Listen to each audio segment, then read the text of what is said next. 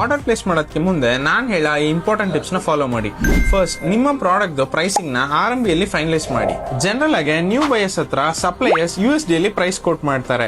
ಅದು bulk order place ಮಾಡೋ time ಅಲ್ಲಿ ನಿಮ್ಮ ಪ್ರಾಫಿಟ್ ಇಂಪ್ಯಾಕ್ಟ್ ಆಗುತ್ತೆ. ಸೊ ಆರ್ಎಂಬಿಯಲ್ಲಿ ಕೋಟ್ ತಗೊಂಡ್ರೆ ಕನ್ಸಿಡರಬಲ್ ಅಮೌಂಟ್ ಸೇವ್ ಮಾಡಬಹುದು. ಬಲ್ಕ್ ಆರ್ಡರ್ ಪ್ಲೇಸ್ ಮಾಡೋದಕ್ಕೆ ಮುಂದೆ ಸ್ಯಾಂಪಲ್ಸ್ ಫೈನಲೈಸ್ ಮಾಡಿ.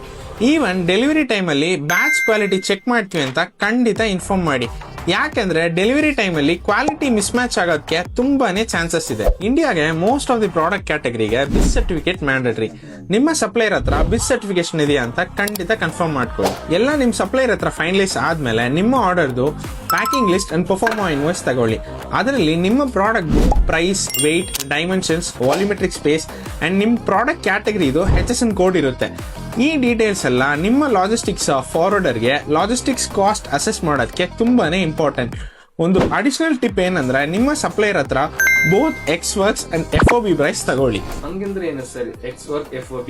ಅದ್ರ ಬಗ್ಗೆ ನೆಕ್ಸ್ಟ್ ವಿಡಿಯೋನಲ್ಲಿ ಹೇಳ್ತೀನಿ. ಇದು ನಿಮಗೆ ಕಾಸ್ಟ್ ಕಂಪ್ಯಾರಿಸನ್ಗೆ ತುಂಬಾನೇ ಹೆಲ್ಪ್ ಆಗುತ್ತೆ.